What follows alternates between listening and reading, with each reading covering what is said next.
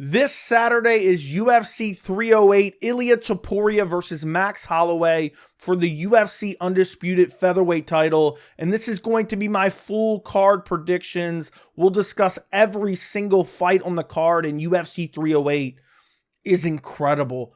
Top to bottom, a great card. It has reignited my deep love of MMA. This is card of the year. This is better than UFC 300. I mean, just to name some fights. Co-main event.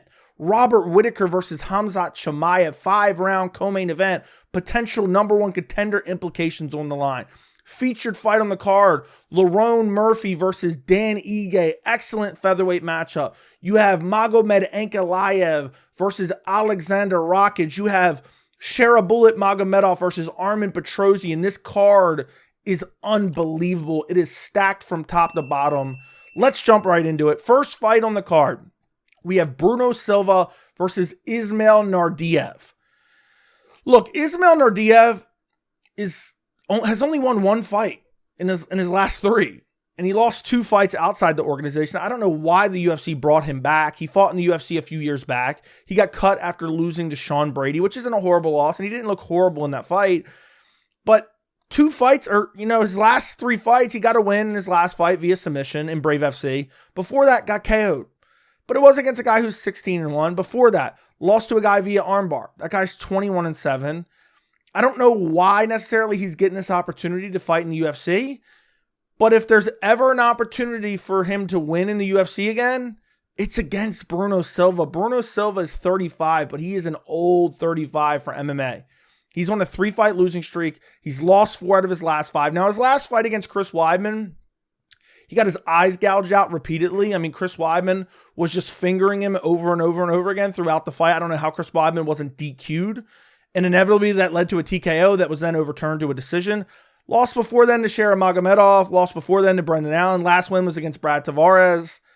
And then before that, lost to Gerald Meerschaert, got submitted there. Listen, I feel like most people are going to pick Bruno Silva. And Bruno Silva is just too inconsistent. I mean, it's crazy that he had a competitive fight with Alex Pereira at middleweight in like Pereira's second fight. But Bruno Silva has taken a lot of damage over the course of his career.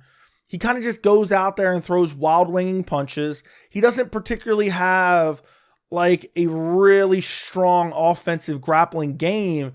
And if you've seen Ismael Naurdiev fight, he has pretty technical striking. He has decent power. His Achilles heel, his weakness is his defensive grappling. And I just don't feel like Bruno Silva is going to go out there and expose that.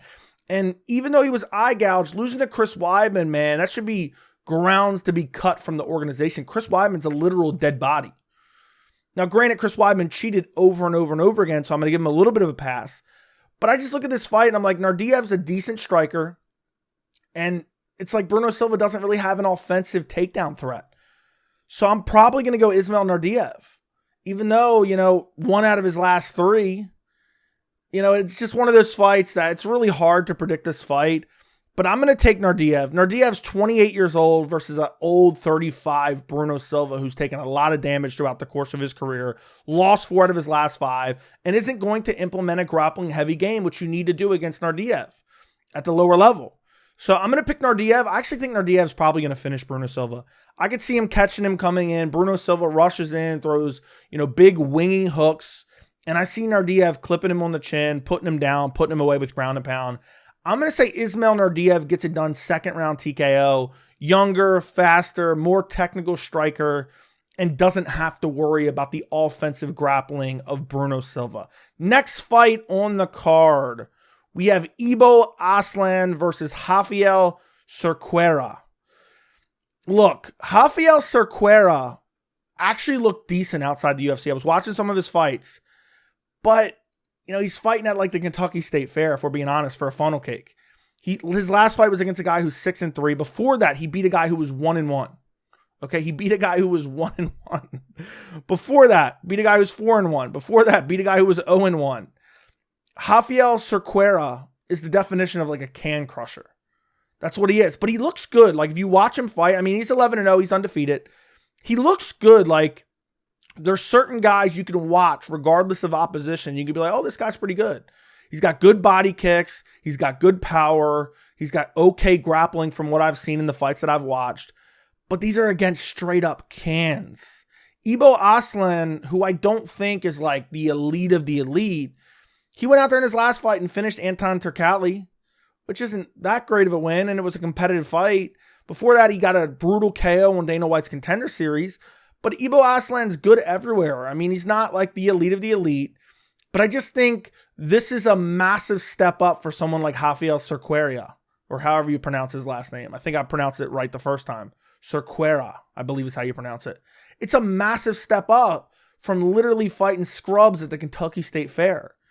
And while I think Cerqueira could get it done, I think Ibo Aslan, good power, decently defensively responsible, much younger, 6 years younger. I mean, he's 28 years old, and Cerqueira is 34 years old. We don't even have a reach for Cerqueira, so we don't know his reach. He's a little bit taller than Aslan. Aslan has good power. He's decent everywhere. He's a well-rounded fighter. He doesn't have any glaring holes. He kind of had a high output against Anton Turkalj. I don't want to say anything crazy, but it's not like he was gassing badly in the fight. And, you know, he got clipped with some shots as well.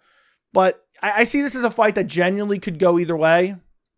But I am going to pick... I'm going to pick Ibo Aslan. I just can't pick a guy who's fighting Kentucky State Fair. I'm going to say Aslan gets it done. I'm going to say he KOs him. I'm going to pick him via second round KO as well. I just think some of these guys, they get a big jump up in competition, and they kind of realize, okay, maybe I was just beating up scrubs. You know, you're beating a guy who's 1-1 in your last 2 fights. I don't trust that at all. I don't trust that at all. So I'm going Ibo Aslan to get it done. I'm going to say second round KO. Next fight on the card, we have Rinat Fakhretdinov versus Carlos Leal. Look, this is a short notice fight. It was supposed to be Rinat Fakhretdinov versus Nursultan Ruziboyev. Man, this card is so good. This is the third fight on the card. We have Rinat Fakhretdinov. This card is amazing. I cannot wait for this card. Listen, Nursultan Ruziboyev was supposed to be Rinat's opponent, which was a banger fight. I couldn't wait for that matchup, and it's on the prelims, early prelims at that. And Carlos Leal is getting the short notice task of fighting Rinat Fakhretdinov. That's a tough ask for anyone. He's a decent fighter. You know, 3 fights ago, he fought Sadi Boy Sai in PFL, lost via split decision. It was a very competitive fight. Got out grappled a bit in that fight. Was super competitive, though. It was a split decision loss. Since then, he's reeled off 2 wins against decent opposition. Not great, but he finished both of them. And he's got decent striking. He's got decent grappling. But I think Fakhretdinov is nasty, man. And I know his last few fights, he went to split decision with Nicholas Dalby. Nicholas Dalby, his cardio in his last few fights is super suspicious. And his cardio is what made that a split decision. His cardio and his durability. Fight before that against Elizeu Zaleski dos Santos was a draw, and I believe it was a 10-8 third round for Zaleski dos Santos. Rinat Fakhretdinov was winning the first and second and dominating, and he has good grappling. He has excellent ground and pound. He has good pressure, good power. You know, he went out there and starched out Kevin Lee. He beat the dog crap out of Brian Battle. You know, that was a little under 2 years ago. That has aged quite well. I mean, Brian Battle had nothing to offer in that fight. So, you know, maybe against somebody else, I would take Carlos Leal on short notice, because a lot of these guys, I've been noticing a trend of a lot of short notice guys stepping in and winning.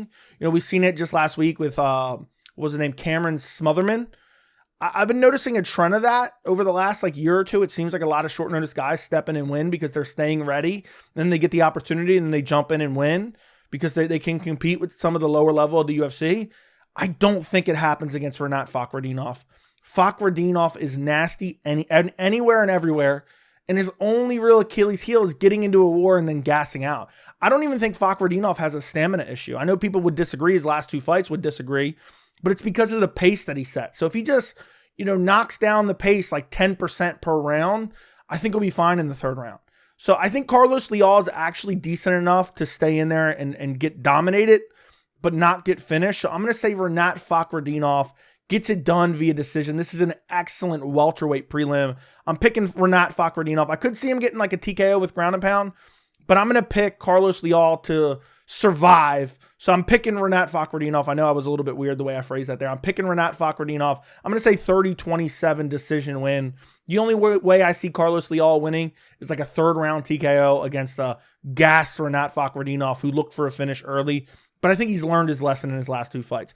Next fight on the card, we have Farid Basharat versus Victor Hugo. Great fight. But listen, I don't think Victor Hugo is that good. I really don't. He beat Pedro Falcao in his last fight. Gave up his back in the first round. Fight before that, got an E-bar on Dana White's Contender Series against Eduardo Torres. And then before that, he's fighting guys in other organizations. He's a decent striker. He has okay grappling. I think the Basharat brothers are both very, very good. And Farid Basharat, I think, is the better of the Basharat brothers, has really good technical striking. I think it's improving every single fight. And his grappling is really solid too. I know a lot of people are like, oh, he's a decision merchant. You know, his last fight, Taylor Lapulus, decisioned him. Fight before that, he got a submission arm triangle against Kledson Rodriguez. Before that, Damon Blackshear decision. And look, I know to like the casual eye, Damon Blackshear, Kledson Rodriguez, and Taylor Lapulus aren't that big of names and aren't that good of fighters. Taylor Lapulus has excellent takedown defense, excellent defensive grappling, and really solid kickboxing. And Farid went out there and was able to out-grapple him and outstrike him. I don't think Victor Hugo is even close to being as good as Taylor Lapulus. And in his last fight, he's given up his back to Pedro Falcao. So I think Farid Basharat is going to be a step ahead of him in the grappling. And I think even if he's not able to get the takedown, because Victor Hugo has decent takedown defense, but I think in the scrambles, Basharat is going to be able to get advantageous positions. I just think that Farid will just box him up on the feet. I think every single fight, his striking is getting better. He's pumping the jab. He's landing good combinations. He's not overcommitting. He has good fight IQ. And I think he beats Victor Hugo. So I'm going to go Farid Basharat. I want to pick him via decision, but you know what? I'm going to pick him to submit Victor Hugo. Victor Hugo, I don't think his grappling is on the level of Farid Basharat. And I can see him giving up a bad position on the ground and ending up getting submitted by Farid Basharat. But I definitely see Basharat winning, whether it's submission, whether it's decision. I think Basharat definitely wins. And he's a really well-rounded mixed martial artist. But I think Farid dominates. I'm going to say second round rear naked choke. I'm going to say Farid's putting it all together. He's mixing it all, his striking and his grappling and his clinch work all together. He's winning the fight. Victor Hugo's trying to use his athleticism to scramble. Eventually gets tired because Farid's a step ahead of him in the grappling. Gives up his back in the second round and gets rear naked choked in the second round. I'm going Farid Basharat, second round sub. Next fight on the card. Kennedy Nzechukwu versus Chris Barnett. This is probably the worst fight on the card, if I'm being honest. I don't know, man. I don't know. I was looking at Tapology. When I was looking at Tapology earlier, Kennedy Nzechukwu, according to Tapology, is a negative 550 favorite. And I don't typically pay attention to odds at all. Don't really care about odds. But I find that odd. Kennedy Nzechukwu fighting at heavyweight, coming off a split decision loss against the dead corpse at OSP, against Chris Barnett, who's been out for a while, but he's coming off a win over Jake Collier. I don't know in this fight. I truly don't know. But Chris Barnett's 38 years old. He was supposed to fight one of the Taffa brothers, I believe, last week. He pulled out due to the hurricane, I think, affecting his household in Florida. I flirted with the idea of maybe picking Chris Barnett, but I think I'm going to go Kennedy Nzechukwu. Chris Barnett, I don't ever want to hear somebody in the comments ever say, Joey, you can't talk about the fights. Look at you, and make some type of fat joke. I got a way better physique than Chris Barnett. And Chris Barnett's been out for 2 years. No telling what that physique is looking like nowadays. I would look like prime Alistair Overeem standing next to Chris Barnett. And Kennedy Nzechukwu is at least in decent shape. And if he doesn't get KO'd, which I don't think he's not, Chris Barnett is not that good of a striker. So I'm going to go Nzechukwu to get it done via decision. I think Chris Barnett could KO him. I would like for Chris Barnett to KO him. I think Chris Barnett's kind of funny in the heavyweight division. He's 5'9". He's probably cutting weight to get to 265, which is crazy. But also an 8-inch reach disadvantage against Kennedy Nzechukwu. Now, again, this is short notice, so you could throw a wrench in this fight, and maybe, the other guys, Kennedy Nzechukwu is not prepared or whatever it may be for him, or Chris Barnett. It's just styles make fights. I think Kennedy Nzechukwu, long reach advantage, massive height advantage. By the way, I didn't even notice that until just now. That's insane. 8-inch height advantage. That's insane. An 8-inch reach advantage for Kennedy Nzechukwu. I really am looking at this split decision loss to OSP, and I really want to pick Chris Barnett, and I probably regret it on Saturday. But I'm going to say Kennedy Nzechukwu gets it done via decision. Next fight up the card. We have Abus Magomedov versus Bruno Ferreira. Man, this card is amazing. The prelims are really, really solid. I don't know. I'm kind of undecided on this fight.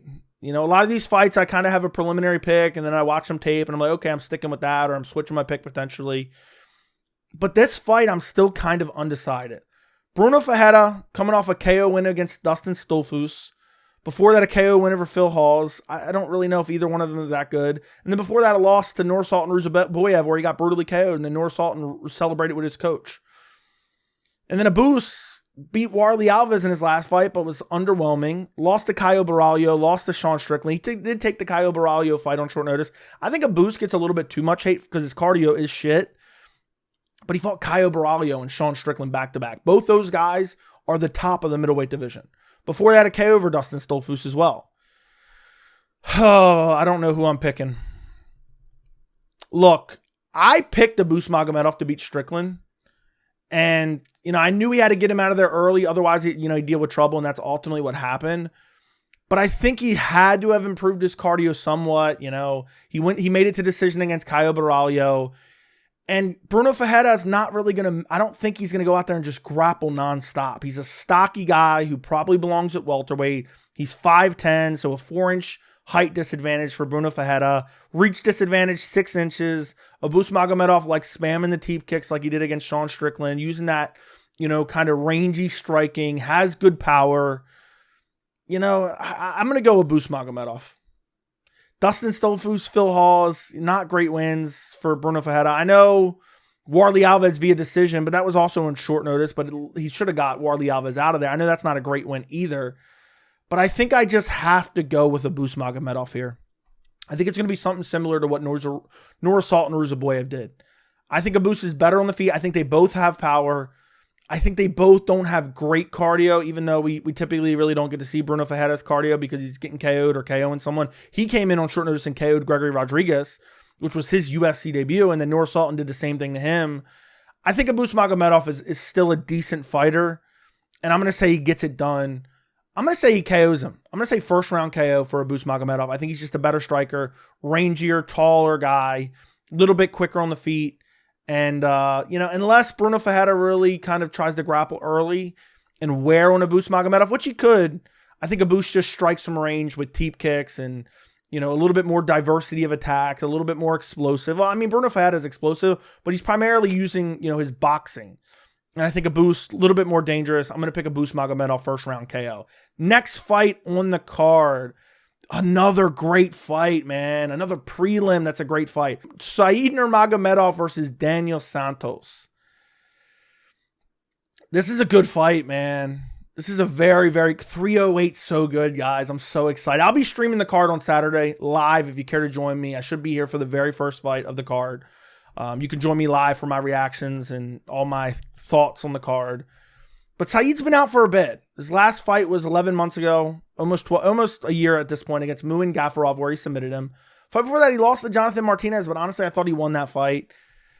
Fight before that, beat Sedyukab Kakramanov in a fight that he was losing, then pulled it out with a guillotine. Then you have Daniel Santos, beat Johnny Munoz Jr., beat John Castaneda, lost to Julio Arce. Listen, Daniel Santos is a savage, man. He's like a little mini Charles Oliveira. I think he's bitten off more than he can chew with Said Nurmagomedov. Said, I know a lot of people see the last name and they primarily think, oh, Nurmagomedov must be a grappler. He does have good grappling and he has good submission game as well. He has nasty striking, especially with his kicks. And Daniel Santos, I don't know if he has the striking to compete with Said Nurmagomedov on the feet. I know he's really good, but it's against Johnny Munoz Jr. and he's beating him via decision. John Castaneda, okay, KO John Castaneda, who's a scrub, who's nonstop trying to grapple. I think Said is the better overall striker, has more dynamic attacks, and can mix in the grappling if he needs to. And then also, if he hurts Santos on the feet and Santos shoots in on a takedown, I could see Said, snatching up a guillotine, similar to what he did against Sedyukab Kakramanov. I think Said's a legit top 15 bantamweight. I don't know if he's currently ranked in the UFC official rankings. I thought he beat Jonathan Martinez. It was a close fight, but he beat him. And he's fought much steeper opposition. Finished Cody Stamen. Finished Douglas Silva de Andrade. Finished Sedyukab Kakramanov. should have beat Jonathan Martinez via decision. And then finished Muin Gafarov. Meanwhile, you have Johnny Munoz Jr. and John Castaneda, who are both scrubs. And then lost to Julio Arce, who I think is decent, but I think Said Nurmagomedov is better. Or Said Nurmagomedov is better. So I'm going to go Said Nurmagomedov. I could see him getting a submission. I could see him like hurting him on the feet and then Santos shooting him on a takedown, like a desperation takedown and getting guillotined. But I'm going to say Daniel Santos is pretty durable. He's been in quite a few wars. And Said Nurmagomedov's not really typically going to go out there and straight up go to war because he doesn't want to gas himself out looking for like a finish. If he hurts him, he's kind of a more accuracy, pick your shots type of guy. So I'm going to say Said Nurmagomedov gets it done via decision, but I could definitely see him getting a finish. Next fight on the card, we have Myktybek Orolbai versus Mateusz Rebecki. This fight card is so good. This isn't even the featured prelim. We're not even to the featured prelim yet. Myktybek Orolbai, Mateusz Rebecki. Both have very similar styles. Rebecki, oh my, his hairline is getting worse and worse every time I see him. Now someone's going to jump down in the comments. Where do you have room to talk? Man, that hairline's horrible. I'm looking at it right now. He lost his last fight against Diego Ferreira. Kind of gassed himself out looking for a finish in the first round. Both these guys are very good grapplers. Both of them have power on the feet. Both of them have a little bit of a cardio issue. Orolbai ended up, making the fight against Elvis Brenner a little bit closer than it needed to be because he started to gas out. And then he beat Udo Šmedić before that. Got a submission there, and that was his UFC debut. Listen, I'm on the Myktybek Orolbai train. I'm a believer in him. I think he's a top 15 lightweight very, very soon. Has good striking, good technical ability, decent power, great grappling. The scrambles I've seen against Elvis Brenner were really solid. I don't trust the cardio of either of these guys. Rebecki, that's how he ended up losing against Carlos Diego Ferreira. Kind of gassed out, lost the second and third round, got finished in the third round, and took a lot of damage in that fight. And that was 5 months ago. I feel like he should have took more time off. Before that, beat Roosevelt Roberts. Before that, beat Loic Razabov. I forgot to pronounce his name. Look, I'm going Myktybek Orolbai. I think he's the more technical striker. I think Rebecki's more explosive and has more finishing potential on the feet. But I think Myktybek Orolbai will be stronger in the grappling. I think early the grappling will cancel each other out.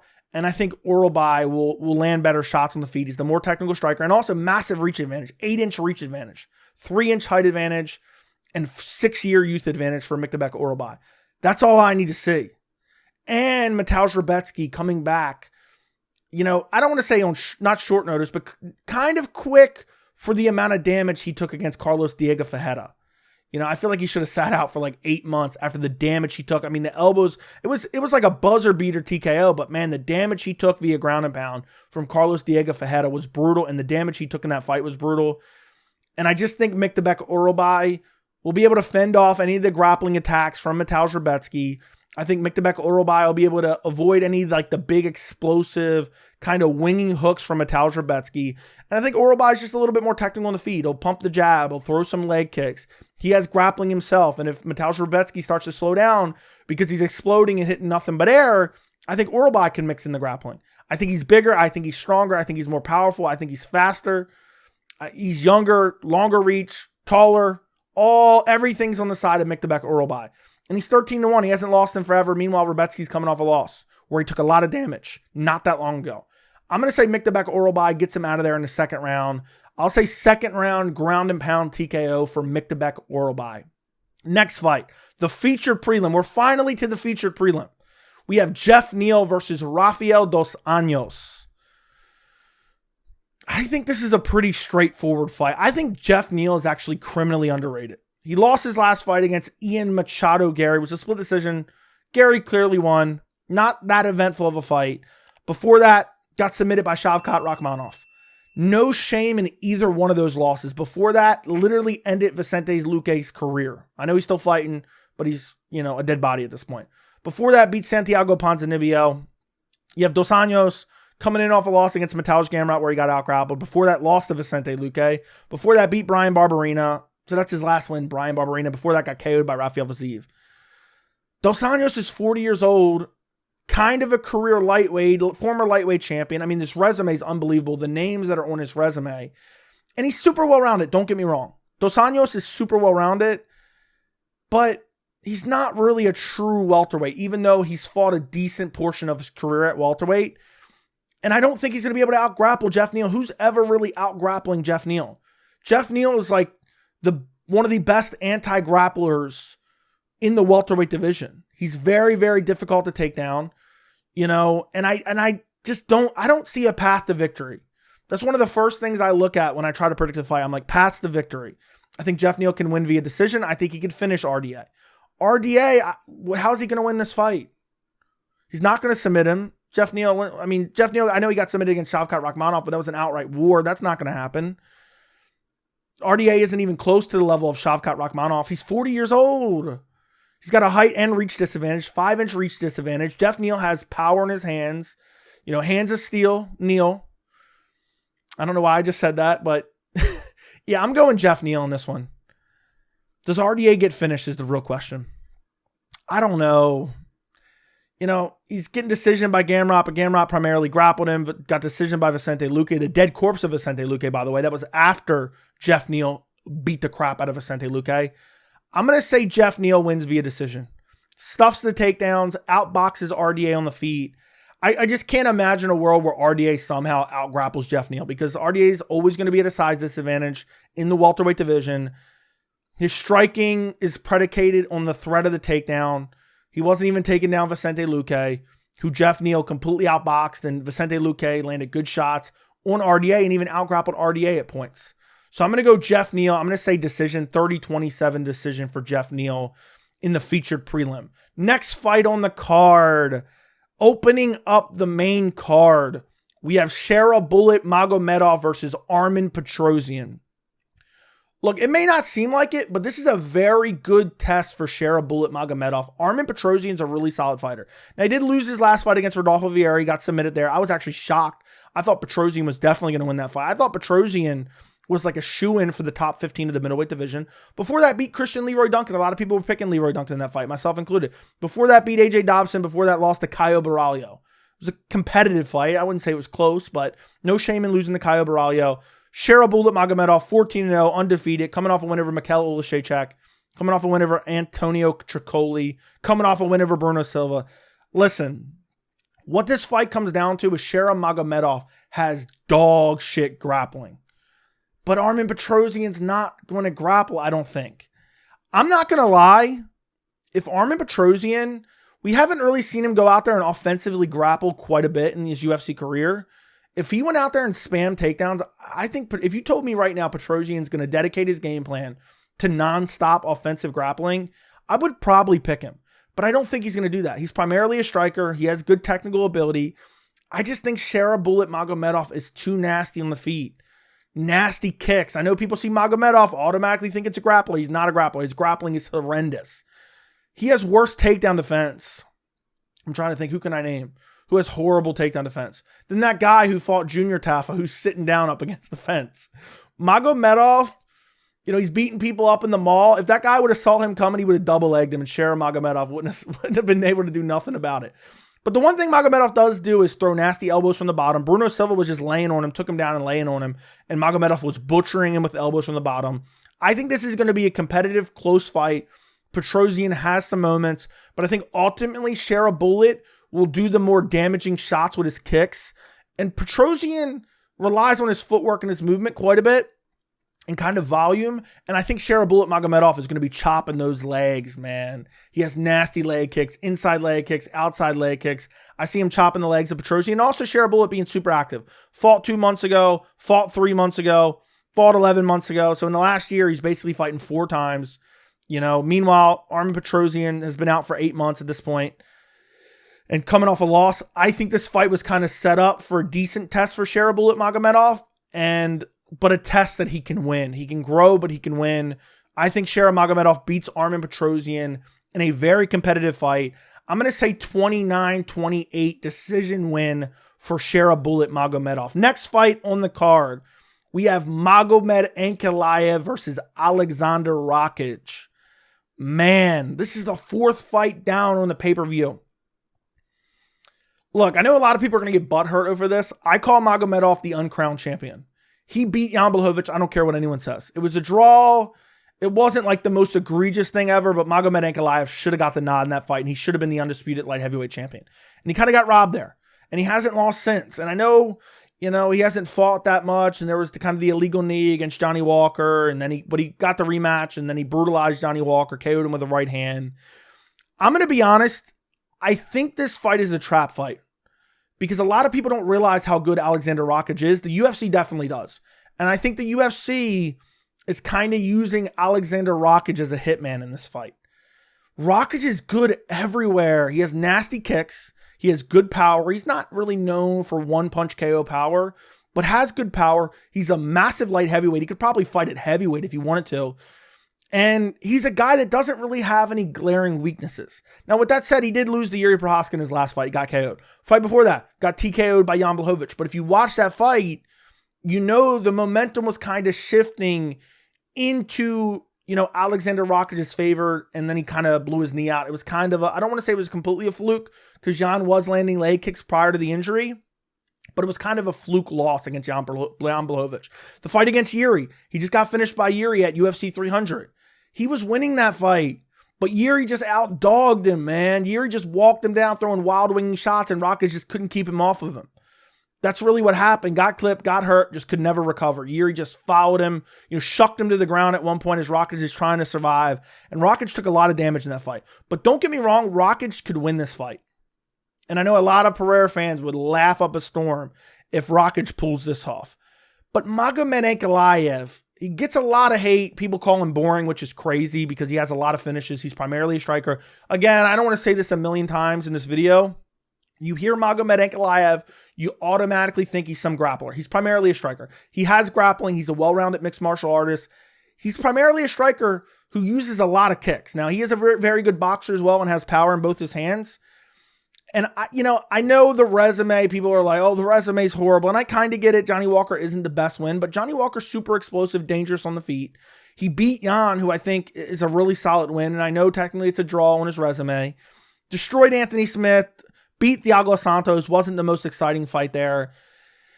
I think what this comes down to is Rakic took a lot of damage in his last fight. He hasn't won a fight in years. He hasn't won a fight in 3 years, 7 months. Damn near 4 years since Rakic has tasted victory. He's a guy who could pull this off, and it would not shock me at all. But I think Ankalaev, he's not coming back from a catastrophic injury. I know Rakic isn't either, but still hasn't had a win since that catastrophic injury. Took a lot of damage in his last fight. Meanwhile, Magomed Ankalaev hasn't fought since January. He's been waiting for the title shot that he was promised, and then ultimately didn't get it because Khalil Roundtree got the title shot. And Magomed is so well-rounded, and I ultimately think his diversity of attacks is better than Rakic. I think his fight IQ is better than Rakic. He's not going to rush in and eat some big shot. And I think that Ankalaev gets it done. Does he finish him, though? That is the question. Now, also, I think Ankalaev, if he wants to, he can mix in the grappling. To be honest, and I know, again, I'm going to get a lot of hate for this, I think Ankalaev versus Rakic is probably the two best light heavyweights. Don't kill me for that. I know that's kind of a hot take. I mean, the Yuri win is for against Rakic is kind of a fluke. I don't want to say it is a fluke because Yuri, he just would not stay off of him, and that's what ultimately won him the fight. But Rakic is so well-rounded, man. He can definitely win this fight. Would not shock me at all. But I'm picking Magomed Ankalaev. I think Ankalaev, one of his biggest weaknesses is getting his legs chopped, but he has good leg kicks of his own. He did decent against Johnny Walker of kind of checking some of those leg kicks and not taking too much damage on that lead leg. Rakic loves to abuse the lead leg as well. Rakic doesn't have power to get you out of there. Again, he has decent punching power, but he was landing flush on Yuri Prochazka's chin over and over and over again. And this was before the new gloves, and he could not get him out of there. Ankalaev has one-shot KO power. I think he's the more well-rounded guy. I think he's coming in fresher. He's won fights recently. It hasn't been 4 years since his last win. I do think Rakic is going to be a bit desperate in this fight, but I really think this fight will kind of be, the first round will kind of be a little bit boring, and people will start to kind of have like, oh, Ankalaev's boring. See, this is why he isn't getting the title shot. But I think as the fight goes on, Ankalaev, his fight IQ is incredible. And I think he's going to be getting his reads on Rakic. He's going to be walking him down a little bit, cutting off angles a decent amount. And I think he'll really be picking his shots and landing good shots. I could see him finding like a second round KO against Rakic. But I think Rakic is good enough and maybe his chin isn't completely gone after the loss to Jiri Prochazka, even though he took a lot of damage. I say it's going to go to decision. I think Magomed Ankalaev is going to win via decision, probably a 30-27 decision. I think it'll be a plenty exciting fight, but I think ultimately the Ferreira fans will probably yell, "This is boring. This doesn't earn you a title shot." You know what? The damage that Rakic has taken and the fact that Ankalaev knows that they're trying to deny him what's his, I think you have to take that as a factor. I'm going to pick Ankalaev to get it done via KO TKO. I think he's going to chin Aleksandar Rakic. Rakic took a lot of damage against Jiri Prochazka. He's coming back. It's not particularly the longest of layoffs, but it's not quick turnaround from taking a lot of damage 6 months ago, UFC 300. Hasn't won a fight in 4 years. Going to be hesitant. Going to be worried about losing. Taking on the number one contender in the division, regardless of what the UFC official rankings say. I was going to pick Ankalaev via decision, but I think Ankalaev is going to come out with a chip on his shoulder. And I think he's going to come out and look for a finish. And I think Ankalaev is going to get his reads in the first round, be very patient, kick the legs, use his footwork, cut off Aleksandar Rakic. And I think second round, he's going to find a kill shot. I'm picking Magomed Ankalaev second round KO. It's going to be similar to what he did to Johnny Walker. I think Rakic is a very, very tough fight, but I think Ankalaev, he doesn't want to be denied this title shot. And I think if he goes out there and gets a finish against Aleksandar Rakic, which he knows he needs, otherwise, people are going to try to diminish it. Even if he does get a finish, I think people are going to try to diminish it. I think he's going to go out there and he's going to find that finish. So I'm picking Magomed Ankalaev, brutal second round KO. I'm going to say he really starts to land well and he starts picking up the pace in the second round. He feels kind of like Rakic can't touch him. When Rakic does land, Magomed Ankalaev isn't worried about it. I mean, Magomed Ankalaev is 19-1.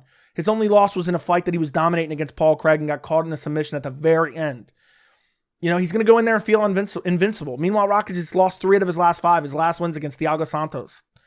I'm picking Ankalaev. He's going to go out there and get a brutal fourth round. He's going to get a brutal second round KO, mid-second round KO with his boxing. I'm going Ankalaev to get it done and earn his title shot in the light heavyweight division. Finally, he cannot be denied. Next fight on the card, we have Lerone Murphy versus Dan Ige. This is a great featherweight matchup. Dan Ige is criminally underrated, in my opinion. He's coming off a loss against Diego Lopez, where he took the fight on, an hour's notice, which is insanity. Before that, he beat Andre Fili, brutal KO. Before that, lost to Bryce Mitchell. I thought he actually won that fight. Years ago, I'm not looking at it right now, I don't remember exactly when it was, he lost a fight that kind of would have put his name in number one contender, towards number one contender in the featherweight division against Josh Emmett. He lost via decision. I thought he actually won that fight. I think Dan Ige is criminally underrated in the featherweight division. But he's taken on Lerone Murphy, who's one of these up-and-coming guys who, isn't particularly young. I think he's hitting his prime. I think it's now or never for Lerone Murphy. He's 33 years old. They're the same age. Think about that. It doesn't feel like that. And he's coming off a win against Edson Barboza. Got a unanimous decision win there. Looked very good in that fight. Before that, beat Josh Coulibaly. Before that, beat Gabriel Santos via split decision. That was a very competitive fight. Gabriel Santos is a really good fighter that a lot of people don't know about. Before that, destroyed Makwan Amirkhani. Listen, Dan Ige took the fight against Diego Lopez on an hour's notice. I don't really think there's much you can take from that. But I think Lerone Murphy's just so well-rounded, so defensively sound, has grappling in his back pocket. I think he'll be able to mix in the grappling against Dan Ige. I think his striking is good enough that Dan Ige is not going to find him and put him to sleep. He has a little bit of a reach and height advantage. And also, he's not as battle-worn. Dan Ige's taking some damage, man. And had that fight against Diego Lopez been 5 rounds, he would have won that fight, which is crazy considering he took it on short notice. But now he's returning against Lerone Murphy. I don't think the UFC did him any favors here. I think Lerone Murphy wins this fight. Lerone Murphy undefeated. It's now or never for him to make his kind of case to be a top 10 fighter in the featherweight division. And I think this is the fight where he does it. And this is the featured fight on one of the biggest pay-per-view cards of the year.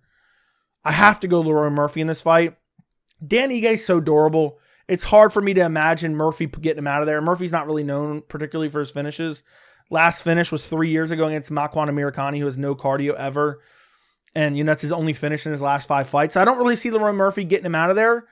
But I think Murphy, the striking, the grappling, just a well-rounded ability, and he has decent cardio. I think he beats Dan Ige. I think it'll be a competitive fight, particularly early. I think Murphy will be worried about the power of Ige coming back. But Murphy has good kicks. He has good striking. He can mix in the grappling. Dan Ige, you know, he's decently well-rounded. And I think he's criminally underrated. But he doesn't have, like, it's not his striking that's particularly feared. It's not his grappling that's particularly feared. He has decent power. I don't think he's going to find Lerone Murphy's chin. And also, even if he does, Lerone Murphy hasn't taken so much damage throughout his career that it's just going to be an off button for him. He's undefeated, 14-0. I think Lerone Murphy gets it done. I think he gets it done. I think it's a competitive fight, especially early, and I think Lerone Murphy pulls out, starts pulling out ahead as the fight goes on, primarily using his offensive grappling. And I think he'll use good movement, avoid the big power shots of Dan Ige, touch him up on the feet, good jab, and just stick and move, avoid the big power shots of Dan Ige and get it done. I'm going to go Lerone Murphy to get it done. I'm going to say 30-27 decision. Unfortunately, Dan Ige does not win this fight. How can you not like Dan Ige? I mean, what a savage stepping in on short notice, that short of notice against Diego Lopez. And, he was so close to getting it done. So close to getting it done. He was winning. Diego Lopez was gassed. Now, fair enough, Diego Lopez took it on short notice too, so not as short of notice. So it really didn't mean that much, but still, Dan Ige's an absolute savage. It'd be crazy if he could pull this out against Lerone Murphy, but ultimately, I think Lerone Murphy wins via decision. Next fight on the card, the co-main event. I honestly might be more interested in the co-main event than the main event.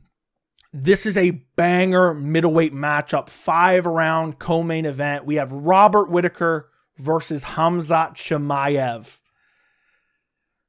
Whew. I love this fight. I absolutely love this matchup. I'm so glad that it got rebooked. It was originally booked for March in Saudi Arabia. Khamzat got sick and ultimately had to pull out. Robert Whittaker ended up fighting Ikram Aliskerov. I just hope, we're about a week away right now, okay? I just hope Robert Whittaker can make it to the fight, okay? I hope Robert Whittaker doesn't pull out because he's pulled out so many times over the course of his career. That is satirical because Robert Whittaker, I think he's pulled out 4 or 5 times throughout the course of his career. Granted, his UFC career is longer, but a lot of people talk about Khamzat being some type of pull-out merchant. He's pulled out 2 legitimate times in his entire UFC career. I know a lot of people try to act like it's more, but it's really 2 times. He pulled out once against Leon Edwards and he pulled out once against Robert Whittaker. And that's like 4 years apart. And somehow people act like Khamzat Chimaev is some crazy pull-out merchant. It's insanity. Now, that being said, this is a big test for Khamzat Chimaev. And this is the test that I feel like a lot of us have wanted for so long. I remember when Khamzat was unranked and they booked him against Leon Edwards. And Leon Edwards was like ranked in the top 5 at that point in time. And, it was like, what is going on? And I know a lot of people are kind of acting like this fight is kind of similar to that. I don't think this fight is similar to that. I think Khamzat has proved himself in the middleweight division. Yes, I said that. He has proved himself in the middleweight division. He beat Kamaru Usman in his last fight on short notice. And I know this is one of the most underrated wins of all time, in my opinion. Because Khamzat did to Kamaru Usman what nobody has ever done. He literally ragdolled him. He had his back looking for a rear naked choke in the first round. Took him down in like the first 20 seconds of the fight. When I went back and rewatched it, I'm like, wait a second. Basically what Khamzat is, he's a victim of his own hype. The expectations were so high when he was running through guys and one-shot KO and Gerald Mearshar and going to war with Gilbert Burns. The bar was set so high that him not blowing you out in the first round, basically it's a poor performance. And I know Usman took it on short notice, but you have to look at it also from Chimaev's point of view. He was supposed to fight Paulo Costa. He switched his opponent to Kamaru Usman on a week's notice. A lot of people at the time were saying Kamaru Usman's a tougher matchup. I believe Kamaru Usman's a tougher matchup. And Khamzat went out there and won. And I think because Usman came in on short notice, because Usman was on a 2-fight losing streak, he could have arguably already still been the welterweight champion. I thought, if Leon Edwards didn't cheat up a storm, I think he would have lost that rematch or that trilogy fight with Kamaru Usman, and Kamaru Usman would have been the welterweight champion. So this fight wouldn't even happen. But it's crazy to me that Khamzat went out there and really dominated him. And a lot of people kind of didn't expect Usman to really put up a fight somehow. And the fact that Usman landed a couple shots in the second round, they acted like Usman was like, oh my God, it's unbelievable. When I went back and rewatched this, I thought the second round was up for grabs. I thought Khamzat Chimaev won all 3 rounds though. And every time Khamzat Chimaev got in on a takedown, there was a couple times in like the third round where he, shot a sloppy shot. But the times that he did get in on takedowns, it was easy. No, we've never seen anyone do that to Kamaru Usman. So I think that's a super underrated win. Usman was in great shape. Didn't have to cut weight. Before that, he ragdolled Kevin Holland. I don't think that's that great of a win, but he did what he should have done to Kevin Holland, who's an absolute scrub. Before that, went to war with Gilbert Burns. Now, for Robert Whittaker, brutalized Ikram Aliskerov in his last fight. Ikram, short notice as well, but still, Ikram's a dangerous guy, and Robert Whittaker took that opponent on short notice and got a brutal KO there. Before that, beat Paulo Costa. Say what you will about Paulo Costa. He's not great, but Robert Whittaker went out there and styled on him. Costa had the moment in the first round where he landed that spinning wheel kick, and Robert Whittaker got saved by the bell. I think a lot of people will predicate their pick in this fight based on cardio. Oh, it's 5 rounds. It's 5 rounds. Khamzat doesn't have cardio. I think the Khamzat cardio narrative is kind of a myth. In the Gilbert Burns fight, he won the 3rd round, and the output was insane in that fight. So, I don't think his cardio is that bad. The Usman fight, he got injured in the 1st round. He still won the 3rd round against Kamaru Usman, who's known for his cardio. Granted, I know he took it on short notice, but we can only operate within the facts that we have. I don't think Khamzat's cardio is that bad, and I don't think he needs his cardio in this fight. I think Khamzat Chimaev, his grappling is next level, and I think his striking is underrated. He's had a decent amount of time off. He hasn't fought in roughly a year. He's had 2 training camps for Robert Whittaker. I think his striking is underrated. I think, a lot of people are underrating Khamzat Chimaev in general, and I think some of that could kind of weigh into the mind of Robert Whittaker. Now, granted, Robert Whittaker had 2 fight camps for Khamzat Chimaev as well, definitely working on the grappling. But I just don't think that Robert Whittaker has faced the level of grappler that Khamzat Chimaev is. And I know people are going to say Yoel Romero. Yoel Romero, while he is a high-level wrestler, he doesn't really have great jiu-jitsu, and he would gas out using his grappling. Khamzat Chimaev will be relentless with the grappling. The brutality that he has in his striking and his ground and pound as well. He has good power. And Robert Whittaker's kind of chinny. I mean, he would have got finished by Paulo Costa if he didn't get saved by the bell. He's got finished by Israel Adesanya. Dricus du Plessis finished him in the 2nd round. And I will never forget, and what this pick comes down to is, end of the 1st round, I will never forget Dricus du Plessis throwing Robert Whittaker like his bitch, and then got him down and starts smashing him with elbows, and then starts looking to latch up a Darce choke. I think Khamzat Chimaev could ragdoll Dricus du Plessis. You go back, you look at Dricus versus Brunson in that 1st round. Brunson was ragdolling Dricus. I think Khamzat could ragdoll Dricus du Plessis. So I think Whittaker is up against it here. I think Khamzat, what's going to determine this fight is how does Khamzat pace himself if he isn't able to find the finish. Let's say he goes out there, he starts ragdolling Robert Whittaker. Whittaker's not going to be easy to keep down.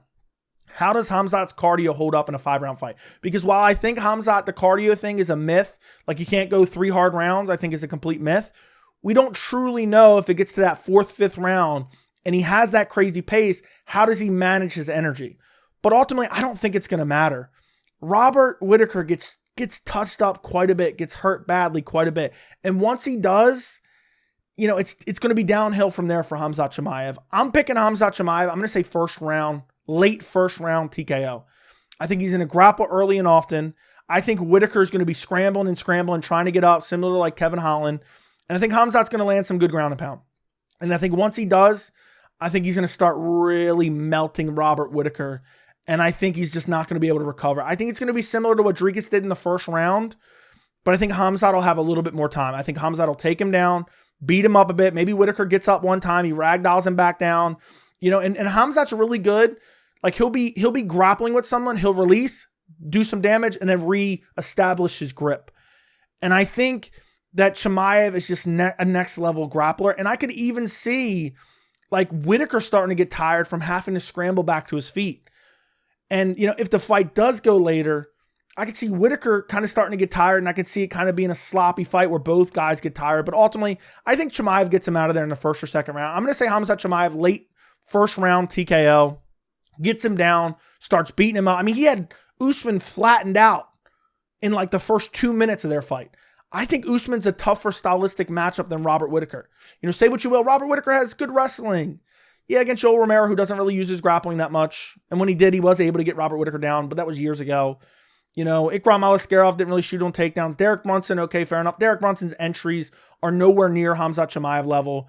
Khamzat Chimaev's jiu-jitsu combined with his ability to float on top of you as you do try to scramble, like he did against Kevin Holland, I could see Whittaker ending up in a sub. I could see him ending up in a Darce choke or anaconda or a guillotine. And I can also see him getting brutally smashed with ground and pound. And it takes one big shot, and next thing you know, Khamzat has nasty killer instinct. So I'm going to take Khamzat Chimaev late first round KO, but I think he gets it done in the first or second round. If he doesn't, I could see him getting tired and losing third, fourth, or fifth. I don't think he's going to get gassed out and get destroyed. Whittaker's not known for his power, even though he did brutally chin Ikram Aliskerov in his last fight. I don't see him chinning Khamzat Chimaev undefeated. Hasn't taken a lot of damage.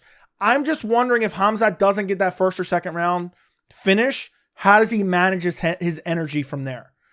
You know, because a lot of people complain about, oh, he didn't look great in the second and third round against Usman. He did injure, I believe it was his hand or his wrist ligaments in the first round, and he still did decent. And he was managing his energy in that second round, and as soon as he wanted to take down, he shot it and got it on Kamaru Usman. So I think Chimaev gets it done. I'm going to say late first round TKO, early second round TKO, but I think he gets him out of there in the first round. I've always picked Khamzat Chimaev. I would have picked him against Leon Edwards years ago. I've been a big believer in Khamzat. I mean, do you see this beard? Do you see this beard right now? I mean, me and Khamzat got the same beard. We got the same type of dog as well. So not that it has anything to do with any bias, but I really do believe that Khamzat's going to run through Robert Whittaker. I think it's a bad stylistic matchup for Robert Whittaker. I'm picking Khamzat Chimaev first round TKO, ground and pound. I see Whittaker turtling up against the cage, Chimaev raining down ground and pound and finishing him in the late first round. Next fight on the card, the main event. We have Ilia Topuria versus Max Holloway for the UFC featherweight title. Man, what a fight this is. I absolutely love this matchup. I'm so glad this came together. There was some talk for a while that maybe they were going to do Chandler versus Holloway for the BMF.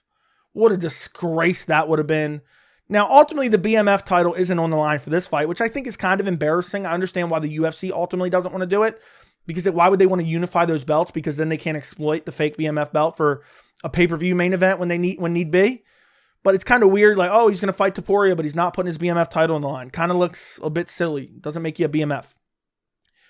I think this fight, while it's an excellent matchup and it's between two amazing strikers and Max Holloway's a former champion, I think it really comes down to, can Max Holloway pick apart Ilia Topuria at range and stay at range for 5 rounds without Topuria being able to find his chin? Because I've been saying this for a long time. You know, Topuria's boxing continues to improve every single fight. People don't even realize when he came into the UFC, he was primarily a grappler, a jiu-jitsu guy. I was saying that going into the Bryce Mitchell fight. People were like, no, Bryce is going to out-grapple him. Look at what Ilia Topuria did to Bryce Mitchell. He ragged out him and submitted him in the second round. Now, I know Bryce Mitchell said the earth is flat. That's why I lost. But Ilia Topuria dominated him. And then in his last fight, went out there and brutally chinned Alexander Volkanovski. Now, I know that win, and this actually pisses me off, and I've talked about this quite a bit. That win actually was diminished, and it shouldn't have been diminished.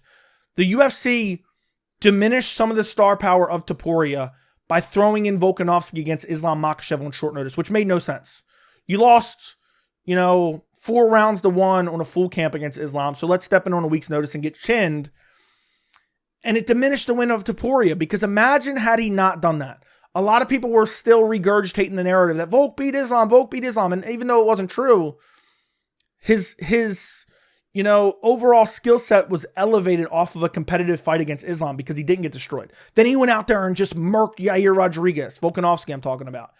Imagine that Volkanovski coming into the Topuria fight and Topuria just walking him down, big overhand right, and just smacks Volkanovski and just headshot dead. Imagine the level of hype Topuria would have gotten off of that. Now, he got some hype off the KO over Volkanovski, but I just feel like it was diminished a little bit. I felt like Topuria was robbed a bit of that right to take that belt from Volkanovski, who hadn't lost at featherweight in so many years, all because, some short-sighted decision-making by the UFC and Volkanovski and his team.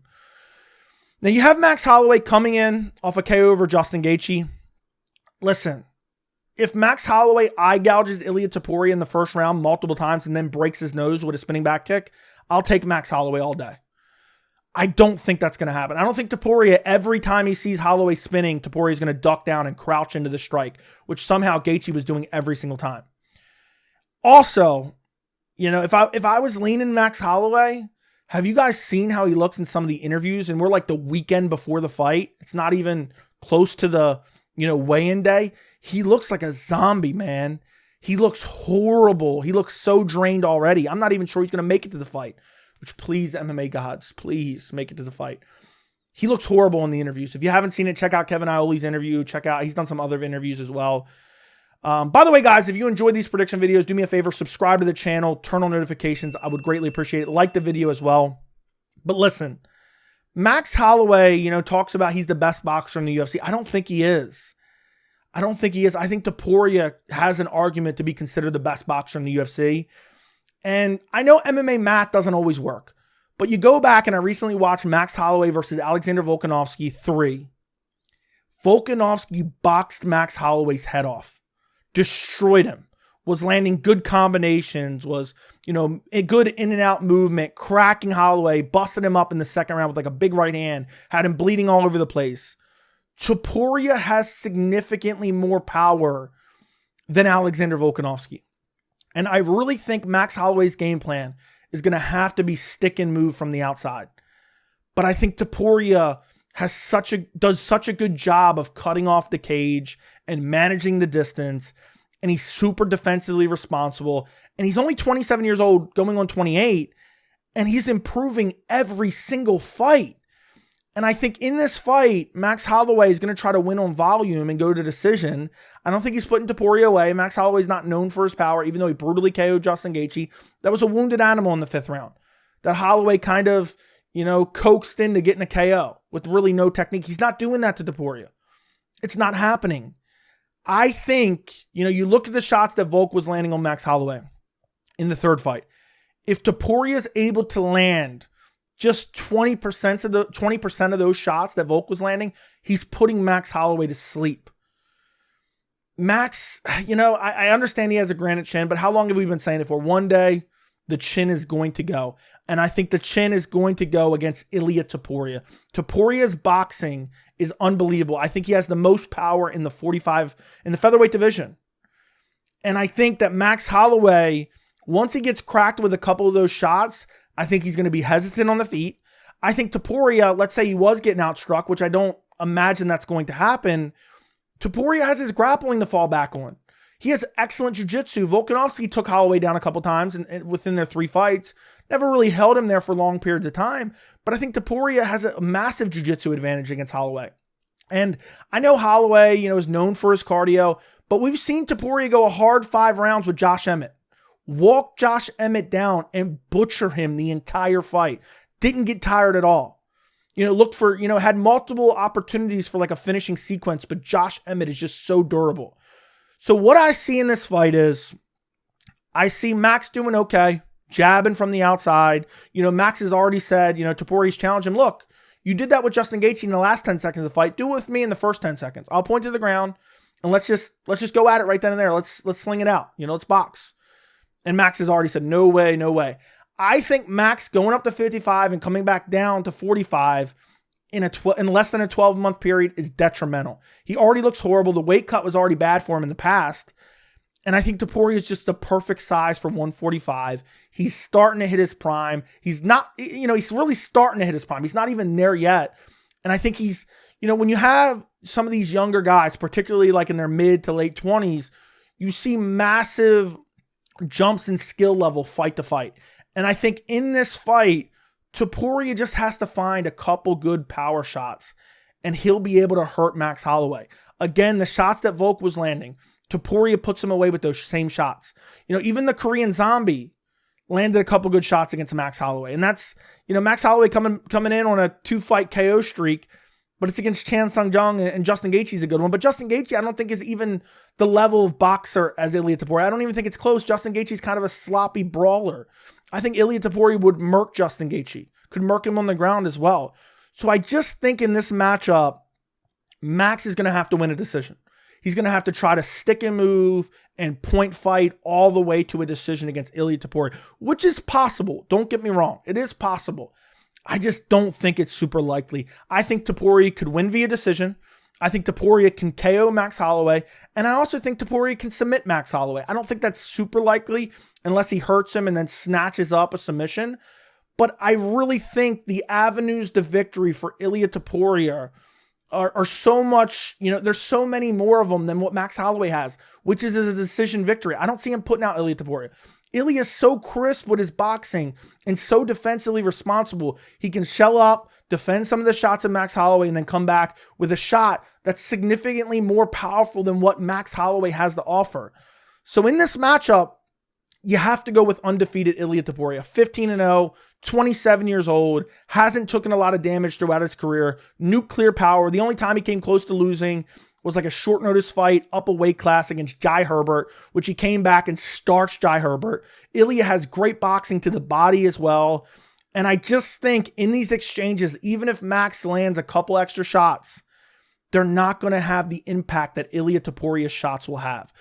I am going to predict Ilia Topuria second round KO against Max Holloway. I tell you guys this all the time. We have to appreciate these guys when they're in their special moment in time. I think UFC 308 is the beginning of kind of the slide of Max Holloway, because the weight cut combined with the fact that I think he's outmatched with the boxing skill of Ilia Topuria, I think is going to lead to a KO. And I really think even if Topuria doesn't KO him, let's say I'm wrong and Max's granite chin holds up, because he does have a granite chin. There's a possibility he gets cracked and he survives.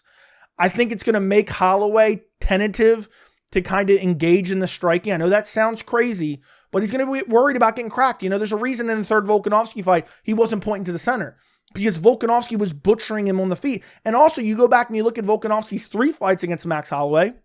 Volkanovski was abusing the lead leg of Max Holloway. Inside leg kicks, outside leg kicks. Topuria has very good kicks as well. Max has decent kicks. He was using that spinning back kick against Justin Gaethje. I don't think that's going to work against Ilia Topuria, who has also a super high fight IQ. There's no doubt he watched that Justin Gaethje fight, repeatedly and kind of took notes from that fight. If Max does careless spinning like that, I think Topuria will make him pay for it. So I really see a fight where it's competitive until it's not. And Topuria is going to crack him with a big shot, follow up, and put Max Holloway's lights out. Second round KO for Ilia Topuria. And I know Max Holloway fans aren't going to like this prediction, but I really do believe it'll be the beginning of the downslope for Max Holloway in this fight at UFC 308. Unfortunately, I've been a big Max Holloway fan for years, many years. I remember watching him at UFC 172. I went there live, and I remember saying, I think Max Holloway is a future champion. He's 32 years old. He's going to be drained going into this fight from the weight cut. Topuria is going to crack him. There's no doubt about that. Topuria will crack him. Topuria is not going to be worried about the power coming back because he's super defensively responsible, and Max really doesn't have crazy one-shot KO power. So I think you add all that together, combined with the fact that Topuria has the grappling advantage as well and can mix that in if he needs to, I think Ilia Topuria wins this fight. Even if it goes to decision, I think it'll look a lot like the third fight against Volkanovski, but probably more damage. And I just think Topuria wins no matter what. I got Ilia Topuria, second round KO. I'll say mid-second round KO. And Topuria will be fight of the year. KOing Volkanovski and Max Holloway back-to-back will be absolutely incredible. Ilia Topuria defends his featherweight title at UFC 308. And I think this is really going to propel his star power. A massive card, a KO win against a fan favorite like Max Holloway, and the fact that he's got all the factors, fight style, personality, he's got a country behind him. I really think this is going to elevate Ilia Topuria's star power. But yeah, let me know what you guys think down in the comments. Do me a favor, subscribe to the channel. I'll be live streaming the full card on Saturday, so make sure to join me there. Thank you so much for watching, and I'll see you in the next video.